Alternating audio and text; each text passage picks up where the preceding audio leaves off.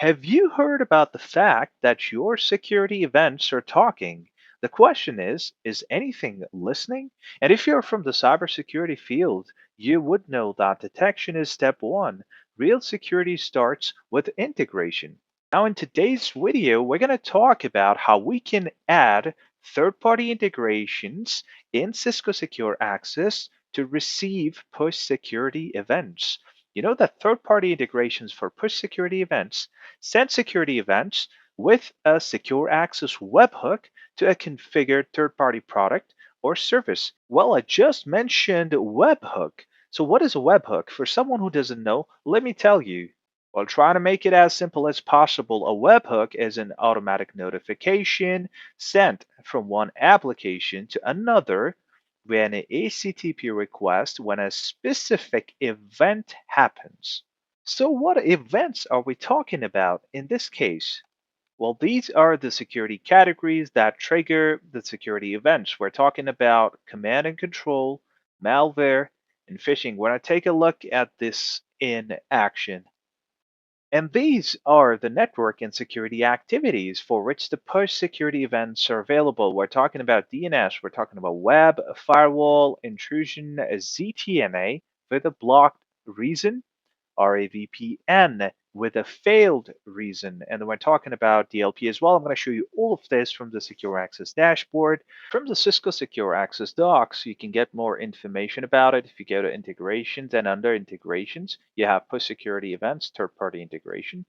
And in here, you have a ton of information where it talks about the security activities and events that I talked about as well previously. It gives you the benefits, it gives you the guidelines and limitations. Extremely important to check this out. And it tells you also how to set up a third party integration for push security events. Well, I'm going to show you how to set that up. And in this case, we're going to use Pipe Dream. So it's important to note that you need to deploy an HTTP listener in your on-premises or cloud environment. Ensure that the target system can receive HTTP post messages from the secure access. So we'll basically configure the secure access webhook to send the security events to a destination URL for an HTTP target service. Also, I'm going to put a link in the description for this particular doc so that you can go ahead and access it quickly from there. And before proceeding further, if you're new to the channel, please consider liking, sharing, commenting, and subscribing. Thank you. Let's proceed. All right, so actually we need to configure the HTTP target service first. I'll tell you why, and after that we'll come to the dashboard again. Because you see, when you go to third-party integrations, after admin, you go to third-party integrations, then you go to webhooks, and if you try to add a webhook, you see the second option here is to add a destination URL, which is available from the destination HTTP target. So you'll need to fetch that URL and place that in here. And that's why you need to configure that first. Once you add a webhook, you can go ahead and integrate it right here. As you can see, I have one integration. I'm just going to go ahead and remove it, say delete. All right, so let's do it from the scratch. Now this is push security events. Well, we're going to come back to it. So let's go to pipedream.com first. I'm going to place a link in the description so you can go ahead and quickly access it from there. Now this is pipedream.com. You can add multiple projects in here. There is a limit because we're going to go with the free account. So go ahead and sign up for free. And then once you are in the project section, on the top right corner, you see plus new project. So go ahead and click on that.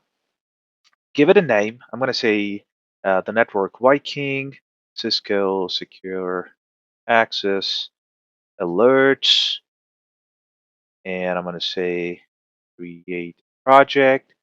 Okay, great. Now, you see this button right here. It says new. Go ahead and click on that, and then click on workflow, the second option, right? Give it a name again. So I'm going to say TNV, let's go SA alerts, workflow, workflow. Good. I'm going to leave everything at default and say create workflow. Great. Now the workflow is created. We need to add a trigger. So you need to click on this button, and then Click on New HTTP Webhook Requests. That's the very first option. Go ahead and click on that. Okay, there are a few fields in here. You really don't need to change any of that. You see event data, HTTP response, domains, authorization, optional fields. So I'm not going to change any of that. I'm going to say save and continue. All right, so we are almost done. Now, this is the URL that we need to paste in the Cisco Secure Access dashboard UI. Now, before doing any of that, I'm just going to go ahead and copy it for now. And I'm going to say generate a test event just to see how it looks. HTTP request and HTTP request, and we are looking good. It says success. Now I'm going to say deploy that you see at the top right corner, right? Looks good to me. When I say deploy, congratulations, great.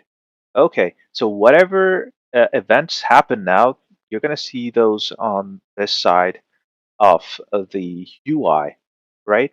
So, and in the middle, you see a trigger, and that's it.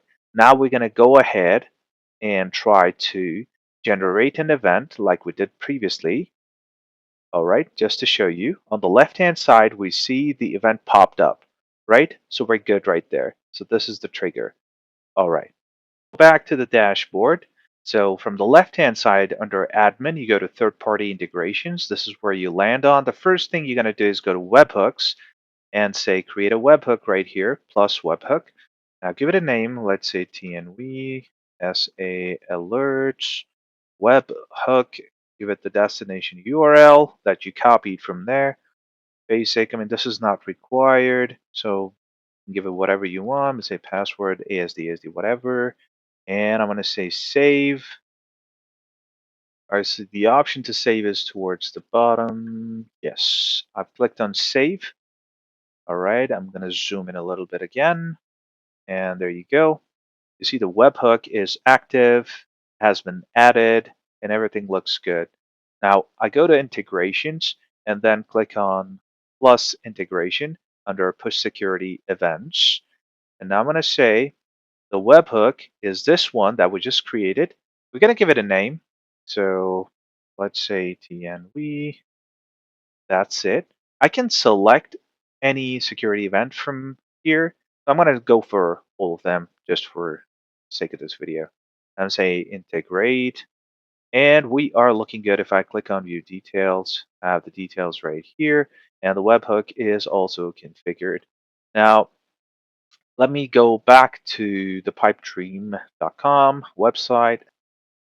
Okay, now this is the one we created and the workflow. Great.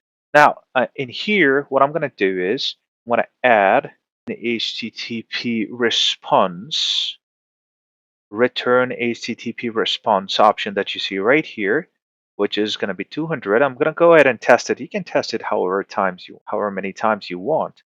It's not a problem. It lets you do a lot of testing. Well, that's a great thing about it.